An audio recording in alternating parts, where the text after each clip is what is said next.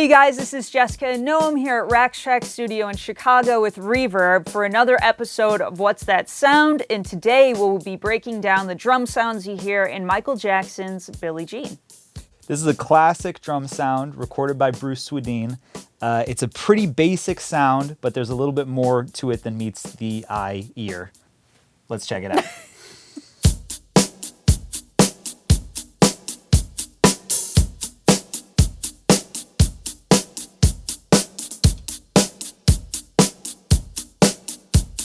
So for our drums, we used a 1970s Gretsch kick drum that we muffled. And then our snare drum is a Ludwig Acrolite. And for our hi-hats, we have Zildjian K Dark 14-inch hi-hats. So for this drum setup, we had a super basic miking scheme. On the kick drum, we had a Sennheiser 421. Super basic kick drum mic, sounds fantastic every time. On the snare drum, we had a Shure SM57. It's a very popular microphone that every single person puts on their snare drum.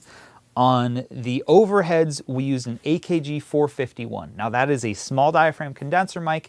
It is super detailed, super hi-fi, and it takes high-end EQ really, really well. So you can get a really bright and really polished sounding high-end on your drum kit. So the big thing with this drum sound to get it right is to have as much isolation on the individual elements as you can possibly have, right? So when Bruce Swedien was recording this, he would like manufacture these devices that would separate all of his instruments, right? So on the kick drum, he would build a blanket that would like kind of contour to the kick drum and make it so that there was just a little hole that you could just stick your kick drum mic in. For today, we just kind of covered everything with a blanket just to get it as isolated as possible. On the snare drum, he was really worried about snare and hi-hat bleeding into each other's microphones, right? Hi-hat is a really loud, really bright instrument, right? And when the hi-hat bleeds into the snare mic, the problem is not that you end up with too much hi-hat, it's that you end up with a lot of the hi-hat sound coming from the snare mic itself, right? So if you want to, let's say, add a ton of brightness to your snare, that's also adding a ton of brightness to your hi-hat, right? That can be really limiting in what you can do.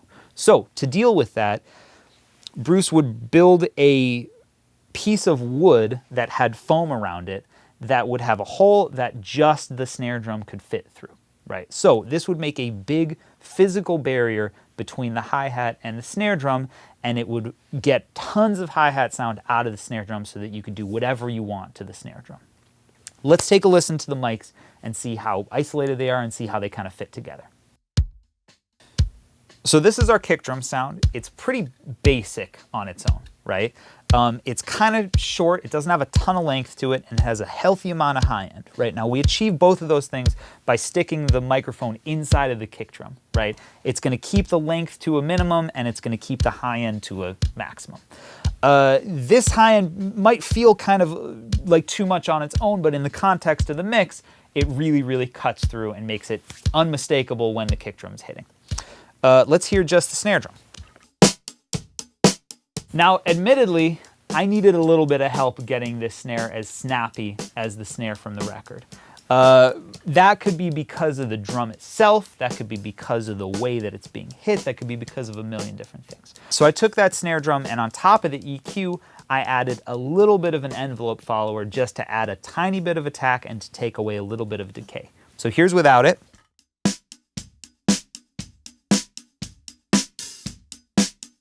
And here's with my envelope follower added. It tightens up the decay a little bit and it adds a little bit of snap to the sound. Now you will notice that I'm not using any compression on pretty much any of this, right? That was kind of a big deal for Bruce Swedien with drums. He didn't like the sound of compression on drums a whole lot. So instead of using compression, he would oftentimes use like tape saturation and things like that to control the dynamics, right? Rather than compressing the sound, you just turn it up into the tape machine a little bit harder, and that controls some of the peaks and keeps the snare drum at a similar volume throughout the track. let's take a look at our overhead. Now, this overhead, let's listen without any of the EQ.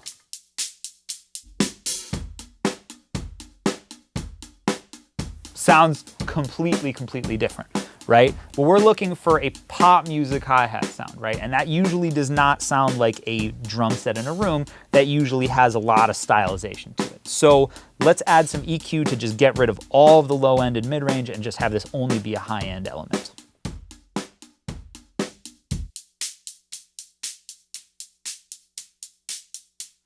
Cool, that's sounding great. I added a little bit of tape saturation on top of that just to make it feel like a little more tame and a little less transient. Really subtle, but just adds a little bit of warmth to it. Let's listen to those three elements together.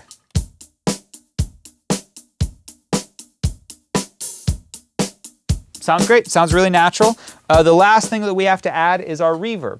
Right? So they used a bit of reverb on this sound. The reverb is like kind of 80s digital sounding. Like you can really hear the graininess in it. It's very bright and you kind of hear the process of like whatever digital algorithms were going on with the reverb. So for today, I used the Valhalla Vintage Verb and I used the now setting and I took off any high-end filtering so that it was wide open, super bright, and super kind of digital 80s sounding. Here's just our reverb.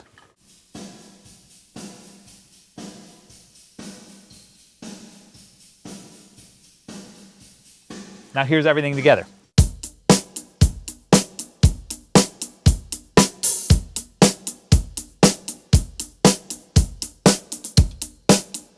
All right, now obviously this sound is not complete without the cabasa, so let's add that in.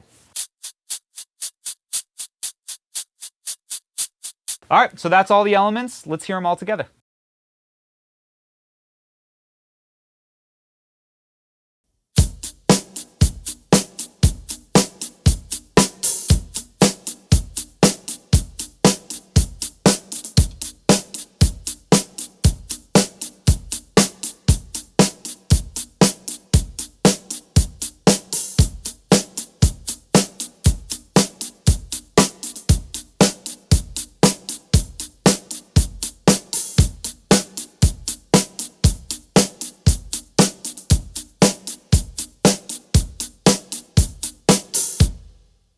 All right, you guys, thanks for watching another episode of What's That Sound? We hope you enjoyed it, and please let us know in the comments what other songs or artists you'd like us to break down in the future.